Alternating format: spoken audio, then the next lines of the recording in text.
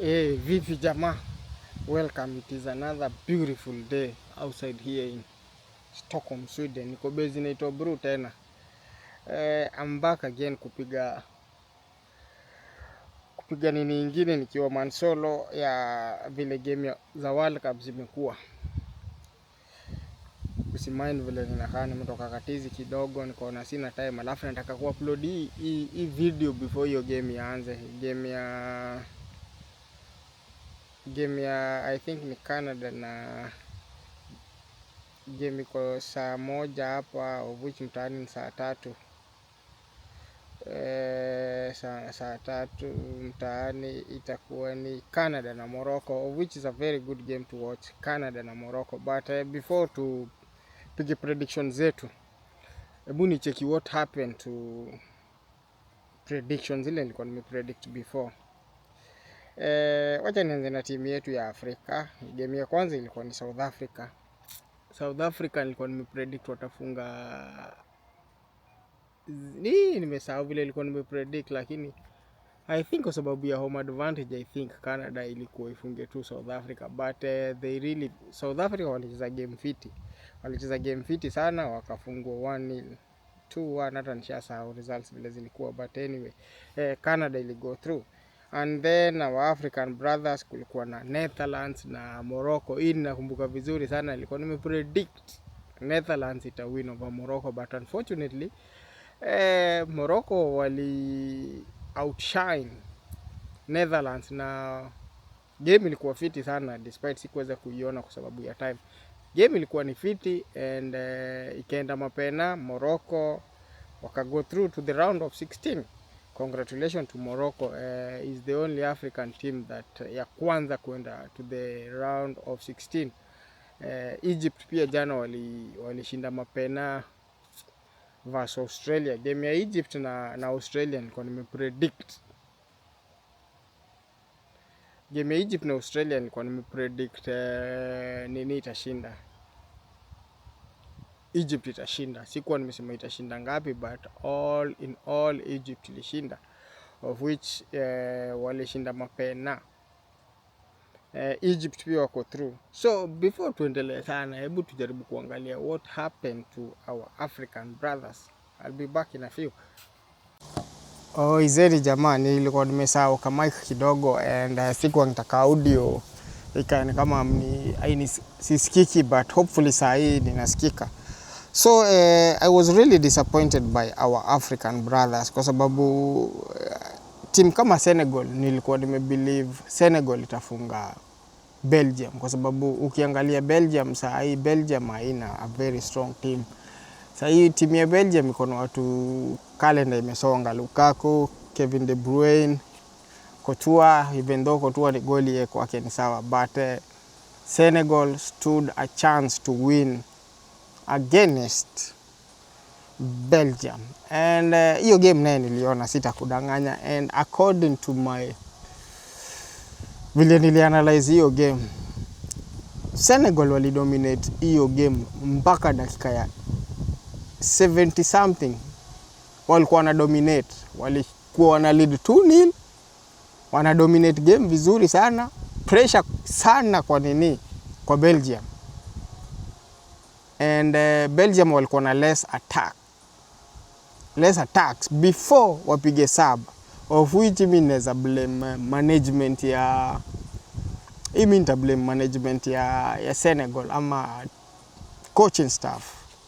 Mnaongoza 2-0, muna attack, mko vizuri, dakika ya 70 something you decide to make some changes. Mnapiga sub, mnatoa key players. Yani nafikiria kwa akili ya huyo coach alikuwa zile za hii tushashinda. And I was shocked. Anatoa ule Pape Gueye ule midfielder. Alafu ule mtu aliingizwa, tackle yake ya kwanza yellow card. What do you do as a coach? You are leading 2-0. Mtu umeingiza tackle yake ya kwanza, hata hajaguza ball nyingine, amepewa pass kidogo imemtoka, amepiga tackle ya kwanza, yellow card. What do you do as a coach? Mnaongoza 2-0. You cannot risk mtu wenye kupewa red dakika kama hiyo.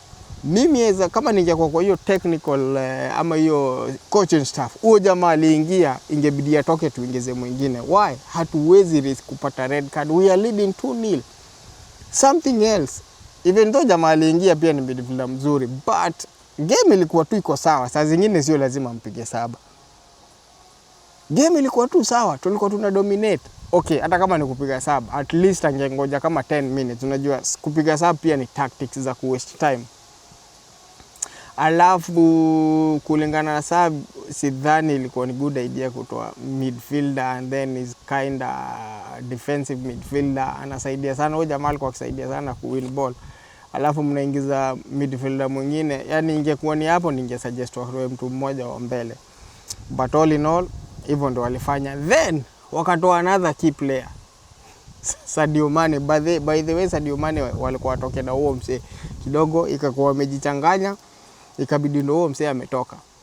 And then after Sadio Mane kutoka, wakatoa Ghana, the guy that plays for Everton, former PSG player, is also a very good midfielder. Yani hiyo midfield ilikuwa walikuwa wameipiga mbaya. Terrible mistake. Alafu kulikuwa na ujamaa wa I think West Ham, this tall guy left footed, akona masikio ni kama za mtu wa MMA, mnamjua. Ingekuwa ni mimi niko kwa coaching staff, huyo ndio mtu ningeingiza kwanza, kwa sababu okay, all in all tunaingia ku defend at the same time we try to attack just in case. Ningewaingiza kama bado dakika 10. Sasa hiyo ningeweza kupiga hizo changes. Basically ni kuwapatia tu information ni aje hapa tunaenda kuweka ukuta. Make sure watu wafungi. Tujae hapo kwa box. Guess what happened after hizo sub 3?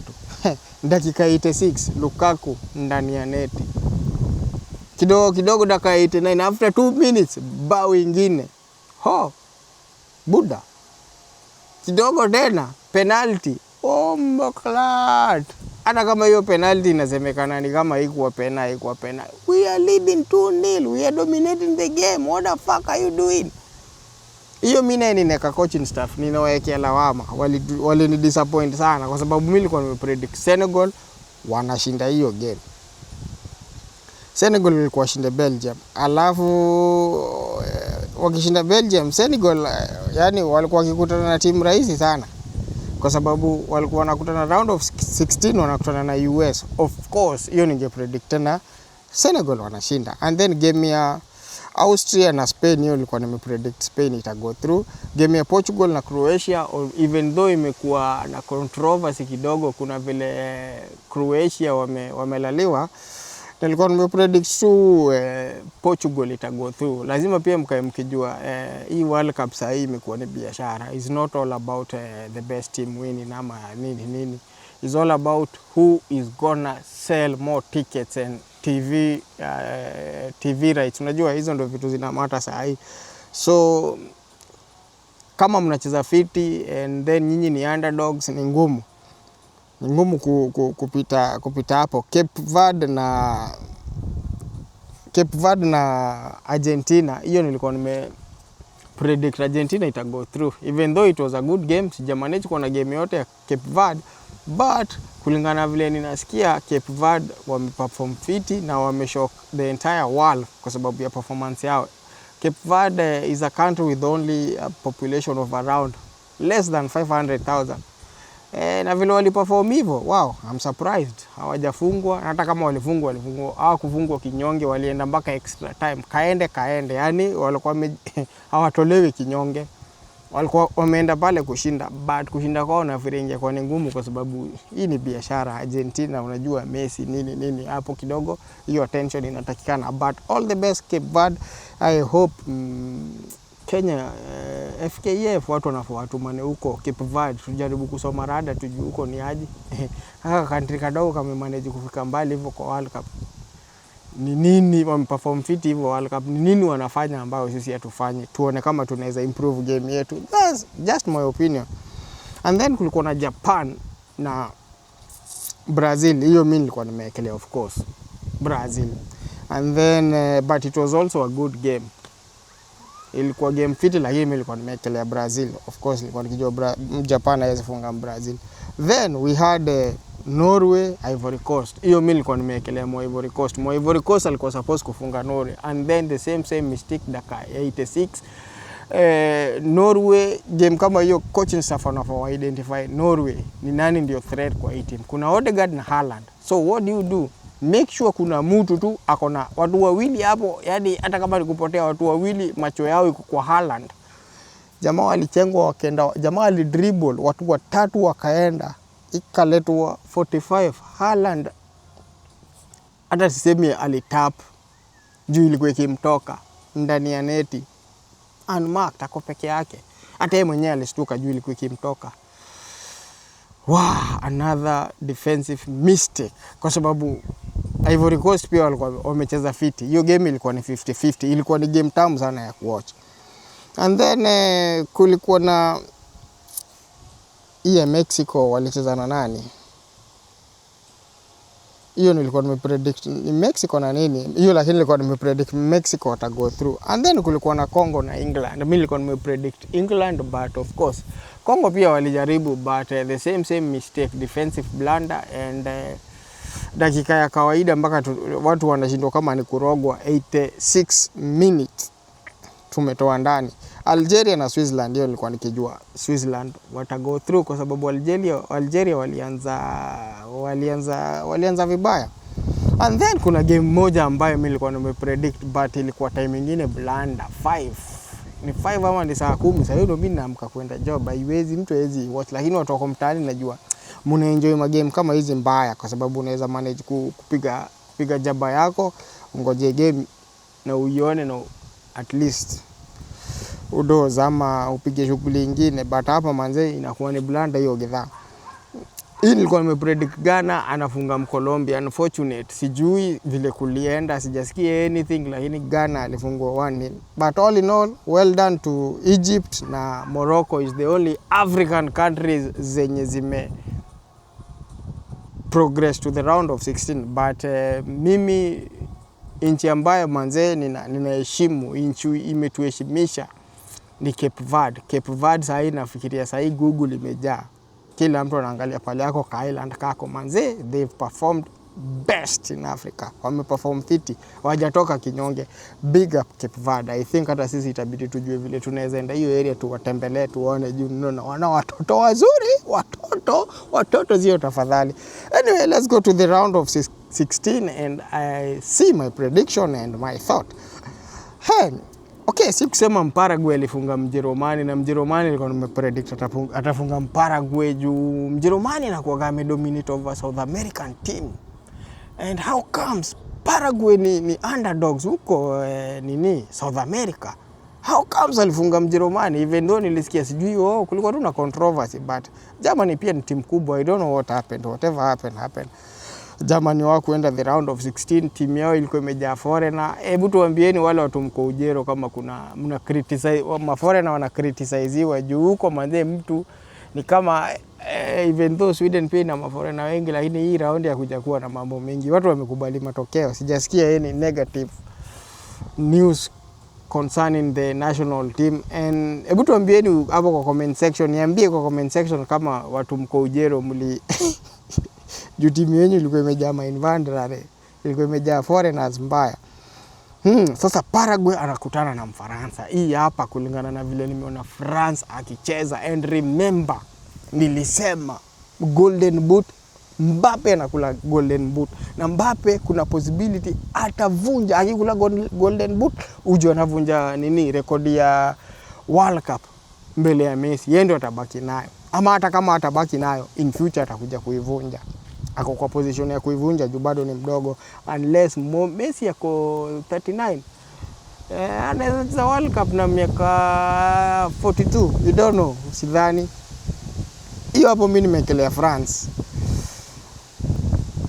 And then kuna Canada na Morocco. Round of 16, Canada na Morocco hilo safi. Hii mimi nimekelea Morocco anafunga Canada. Hii ni game rahisi sana. Despite Canada having the home advantage, Morocco anafunga Canada. hiyo hata tusibishane, labda hata iende mapena. Hii hata tuwezi sema titaenda penalty. Morocco anafunga Canada. And then kuna Portugal and Spain. Game to watch. Game to watch. I think hii ni repeat ya game gani? Euro kuna pali Spain walikutana na Portugal, Spain akafunga Portugal. According to Kelachi, Spain ako juu ya Portugal kubeba World Cup. Ni game to watch. I don't know my predictions, but hii mimi nitaekelea Portugal. Portugal kwa sababu Lamine Yamal, kuna Nuno Mendes.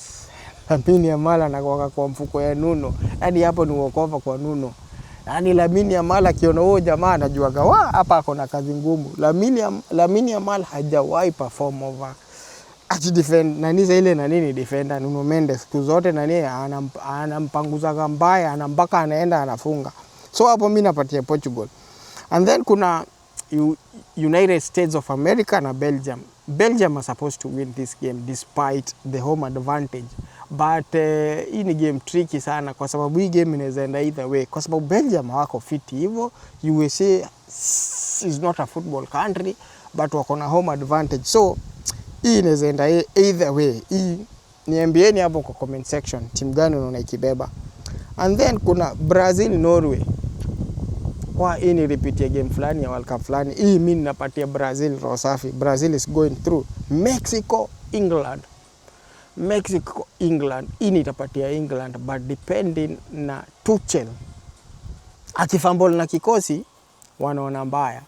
Lazima ajipange sana na ile na first 11 yake. Juu kidogo ninaona bado hayuko sure either ni Saka ama ni Madueke, Rashford ama anaitwa nani huyu jamaa ameenda Manchester, ameenda Barcelona, wanani Gordon.